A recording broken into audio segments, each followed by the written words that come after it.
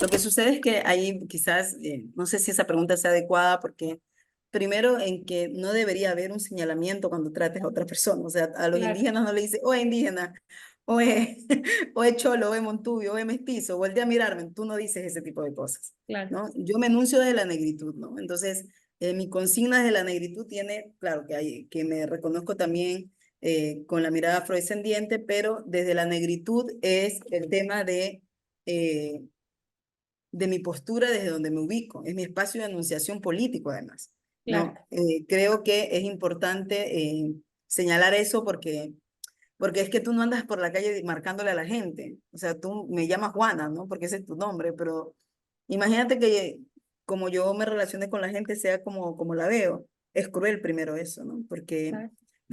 hay mucho más, y mi espacio de anunciación político es una cosa, pero mi espacio de construcción identitaria que también va por otra línea, no necesariamente tienes que llamarme así. Es muy rara la pregunta. Ujú. Pero ahora para escritura, lo correcto, yo, por ejemplo, cuando trabajo en proyectos de investigación, siempre, ni siquiera solo yo, colectivamente, enunciamos todo, ¿no? Decimos los grupos de pueblos y nacionalidades, negros, blancos, cholos, montubios, indígenas, afrodescendientes, los marcamos porque sé que es un espacio importante políticamente la academia, que además hay que ennegrecerla, pero es importante como decirlo también.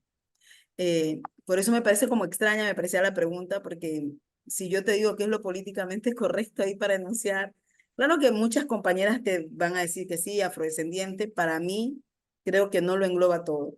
Creo que Ujú. afrodescendiente sí es como, sí, como que trata de agrupar toda la ascendencia de la diáspora africana, pero ¿qué pasa con aquellas personas que se enuncian desde el cimarronaje o desde la negritud, ¿no? Que es como espacios distintos y válidos, ¿no? Porque tampoco podemos irle diciendo a la gente cómo enunciarse.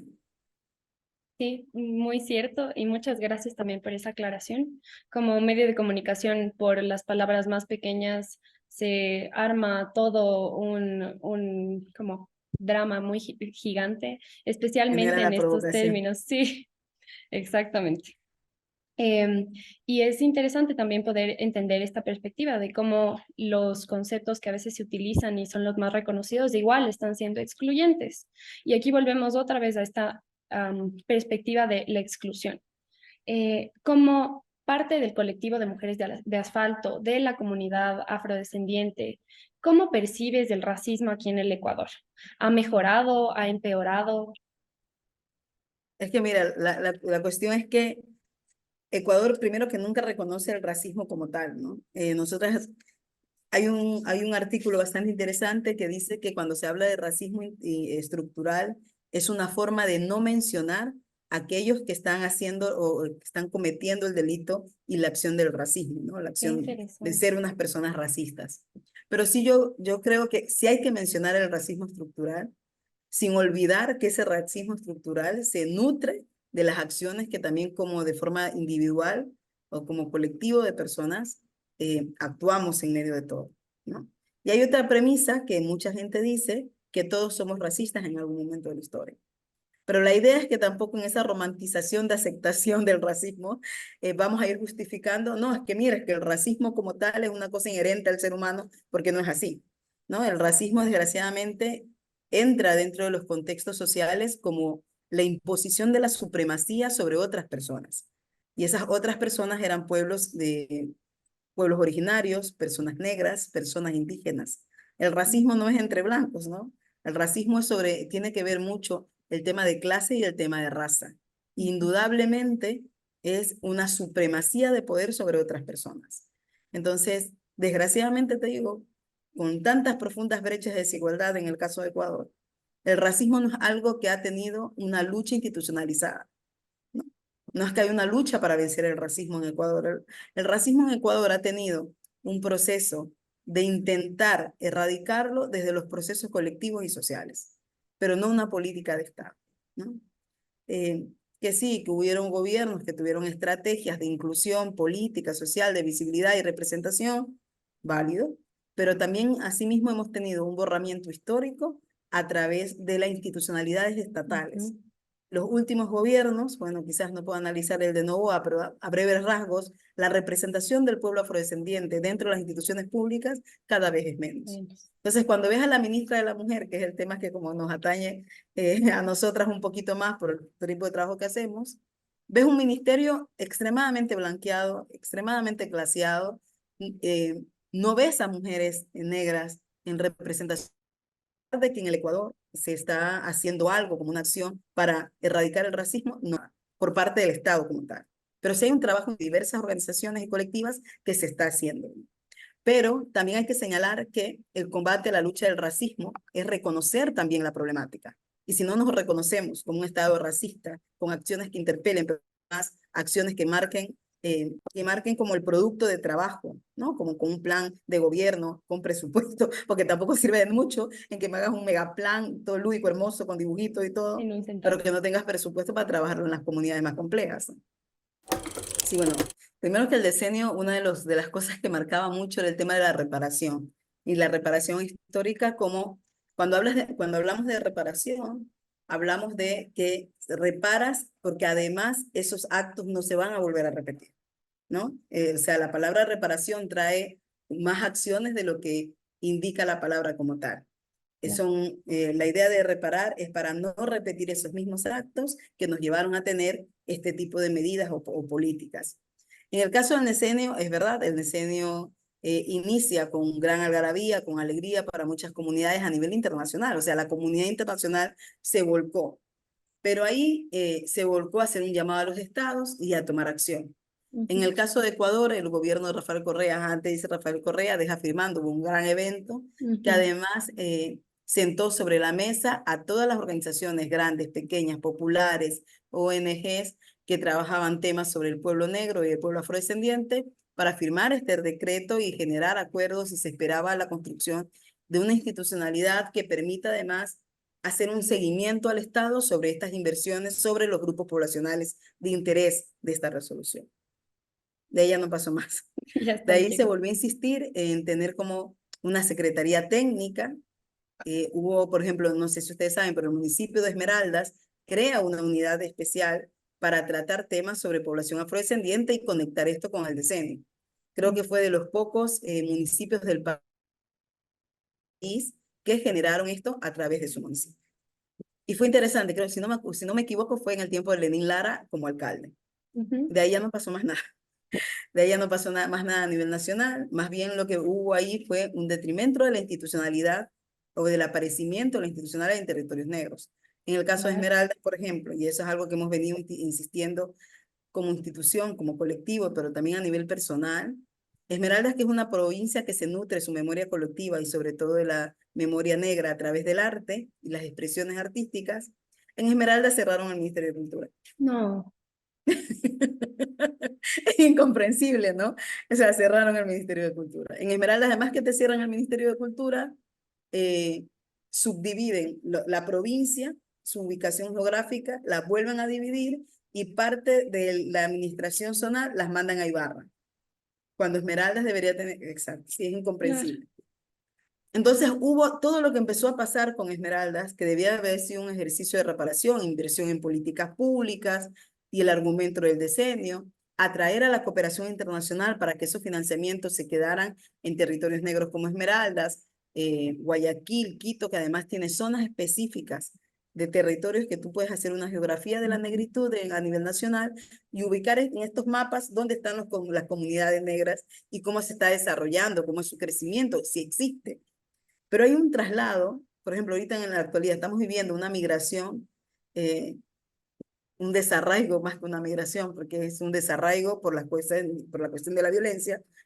Y desgraciadamente nuestra gente que migra a territorios que igual están precarizados en otras provincias, ¿no? Entonces es como, no cambia ni siquiera porque te mueves de Esmeraldas, que la dignificación de tu vida va a tener una proyección diferente.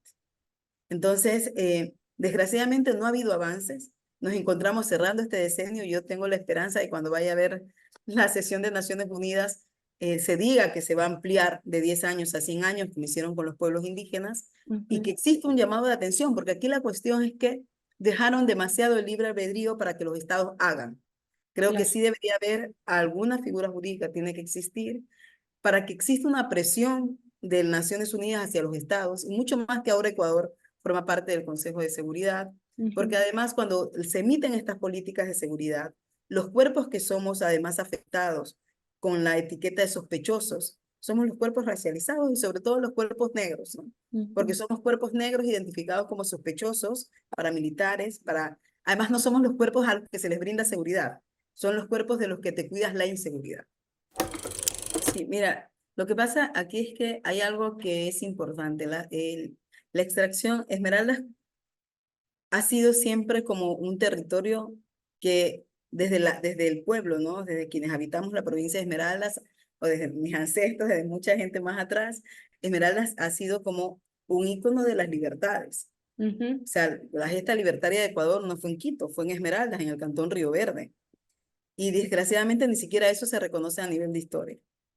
O sea, ni siquiera se reconoce, ni siquiera es una fecha nacional, ¿no? Lo que debería ser como remarcado en la historia, y que el grupo de los montoneros no fue un accidente, sino fue gente campesina, empobrecida, cansada de todo lo que estaban viviendo, que se tomaron en armas y empezó ahí la gesta libertaria.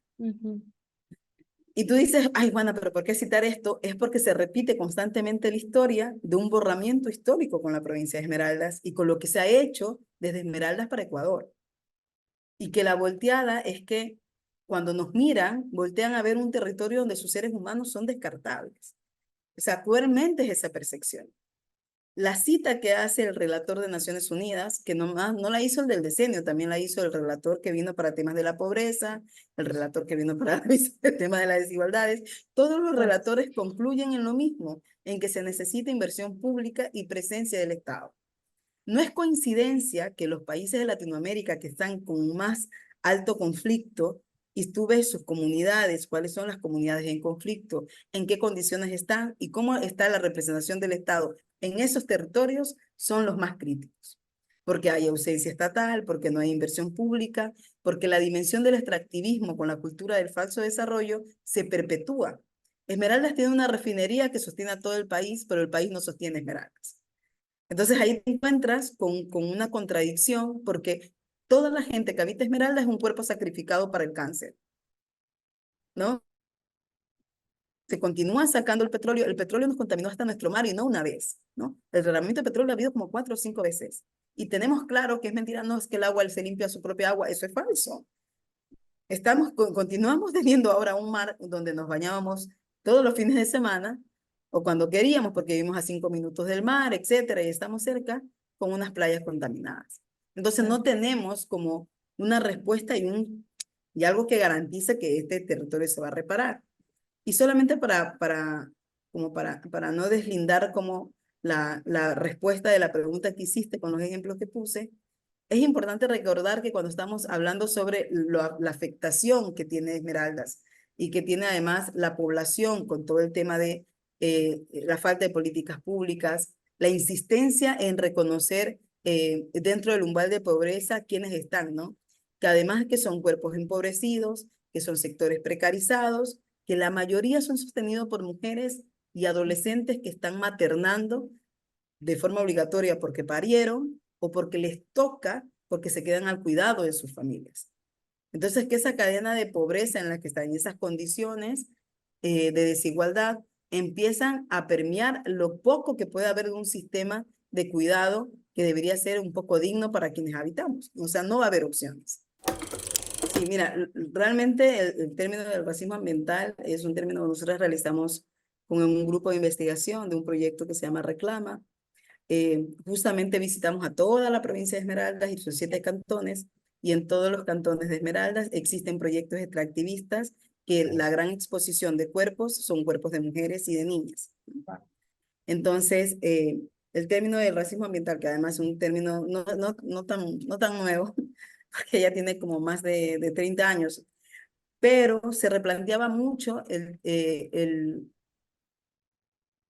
qué pasaba, ¿no? Porque se trató de poner este término encima de las comunidades, porque era reconocer que justamente los estados no dimensionaban ese impacto porque eran territorios donde estaban asentados pueblos y nacionalidades. Entonces tú ves que los proyectos que están asentados en la Amazonía, proyectos que están asentados de igual manera en territorios como Esmeraldas, son proyectos extractivistas que están de una u otra manera colapsando esas comunidades, dejando su suelo sin vida y dejando a su población sin vida. Y que desgraciadamente no se tiene como una opción para decirte, pero solamente plantean, y como te lo dije anteriormente, quizás me estoy enredando un poco, es hablar de estas estrategias extractivistas dentro de las comunidades, sin las comunidades. Entonces tenemos en la comuna de Río Santiago Cayapas, al norte de Esmeraldas, una deforestación tenaz de una reserva y de un territorio comunal que luego empezaron a ser comercializados. Entonces, al principio tú puedes ver geográficamente que era una mancha verde y ahora ves una mancha café. Esa mancha café es justamente de la tala indiscriminada de árboles. Luego expulsaron también a su gente. El Estado no tomó acción. Porque el racismo ambiental, además, cuando se empieza a configurar como tal, hay varias cosas y varios elementos que empiezan a cruzarse ahí. Uno, que tiene que ser unas poblaciones, pueblos originarios, etcétera. Segundo, cómo va el crecimiento del impacto de la acción extractivista o contaminante. Y tercero, cómo queda la población alrededor de estos proyectos de estrategia y desarrollo, ¿no? Que empiezan a poner también, porque además te rompen con el tejido social. Estos proyectos, de una u otra forma, lo que generan es un conflicto interno de las comunidades. Porque, por ejemplo, el presidente de la Junta Parroquial sí quiere vender, pero los comuneros no quieren vender. Entonces entran en disputa y los malos son los comuneros que no quieren vender porque no quieren el desarrollo de la comuna. Y así ha habido años y años de enfrentamiento donde el Estado ha tomado partido para la empresa privada, pero no para las comunas, ¿no? Entonces, desgraciadamente, se cita esto desde Naciones Unidas porque cuando vinieron los relatores se presentaron estos números de casos. A mí lo único que me deja así como un sinsabor y me hace mucho ruido es que no se marca en estos informes la precariedad de la vida en la que quedan las mujeres que habitan las comunidades. Porque recuerden que los hombres campesinos salen la mayoría de veces o migran, pero son las mujeres las que se quedan al cuidado de la tierra y de la comunidad. Y son las niñas, las mujeres, las que están niñas, niños, adolescentes que se van quedando en ese círculo contaminante y que exponen su vida. Y como grupo de atención prioritaria, los estados deberían haber diseñado alguna ruta para dar atención inmediata a esas comunidades y no las han dado. Mira, yo creo que hay tres momentos que yo creo que son importantes como equilibrar ahora. Y primero es que con la situación actual que estamos y este decreto 111, hay que poner sobre la mesa, que cuando se habla de seguridad, la seguridad se tiene que hablar desde perspectivas integrales. O sea, no me puedes hablar de seguridad simplemente como una visión armamentista y que te olvides de los programas integrales, ¿no? Claro. De que el niño que está siendo reclutado de una comunidad negra, el niño que está siendo reclutado para trata con fines delictivos, ese niño tuvo acceso a un arma antes que a un plato de comida. Y eso no se puede romantizar. La precariedad de la vida está en ese nivel que el arma es más fácil que entre a una casa que un plato de comida, ¿no? Entonces, como para dimensionar cómo está tan precarizada la vida. Segundo, creo que es importante reconocer el trabajo de las organizaciones sociales. Lo poco que se ha sostenido en las comunidades es gracias al tejido social. Que sí es verdad, podemos hablar de todo. El tejido social está cansado, está agotado, no hay plata de la cooperación internacional para los trabajos dentro de las comunidades y las organizaciones sociales. O sea, que eso poco que se ha sostenido es lo que han venido realizando. Y lo tercero que yo quiero poner es que cuando nos pensemos los planes de gobierno, no se puede pensar un plan de gobierno construido desde el escritorio. O sea, no me puede venir un técnico de Quito, primero usar el término bajar a territorio, que es terrible, pero no puede venir un técnico que viene con una visión de Quito a sentarse en una mesa y decir qué hay que hacer en Esmeraldas. Lo correcto es que se sienten con las comunidades, se construyan los planes en una mesa con las comunidades y se pongan presupuesto para el ejercicio. Volten a mirar a profesionales esmeraldeños, profesionales que viven en sus territorios, que conocen a su comunidad. Entonces hay que voltear a hacer el ejercicio de hacer la construcción de planes, programas y proyectos direccionados a grupos poblacionales construidos con la misma gente. Yo creo que primero hay una responsabilidad de los medios de comunicación. Y creo que esa responsabilidad está justamente en crear otras narrativas para contar, ¿no? Porque, por ejemplo, recuerdo que vinieron unos periodistas extranjeros acá y sacaron un libro que hablaba sobre los manglares de Esmeraldas. El título del libro era Manglares Sangrientos. O sea, me río porque lo he hablado de tanto de esto y creo que me parece es el extremo de la crueldad. Entonces creo que es cómo hablar de las comunidades sin perpetuar estigmas sobre las poblaciones negras, sobre las poblaciones afrodescendientes. Segundo, que creo que cuando se hable de pueblos y nacionalidades, es fundamental cuando se hable del pueblo afrodescendiente, del pueblo negro, contactar a gente del pueblo negro. Creo que es fundamental porque, por ejemplo, y hasta así, quizás encontremos puntos que estemos a favor, puntos que estemos en contra, pero es importante hablar con la población. O sea, es fundamental. Clarísimo. Y lo último que yo creería es que ayuda mucho proponernos tener ejercicios antirracistas en nuestras prácticas. Por ejemplo, si yo te pongo un ejemplo, ¿no? Una pregunta que me gusta hacer en los talleres es preguntarles cuántas personas negras están en sus aulas de clase, cuántas personas negras o indígenas tienes cerca en tu trabajo y que no sean de la limpieza, que no sean de la seguridad. Ujú. Cuando vas a un restaurante, ¿dónde está la población negra? ¿Está comiendo en la mesa contigo o están atendiéndote y sirviendo? Eso también demuestra dónde están las brechas de desigualdad. Claro. Observar críticamente nuestros entornos también ayuda a mostrarnos un ejercicio en replantearnos cómo está la población y en qué circunstancias nos estamos encontrando.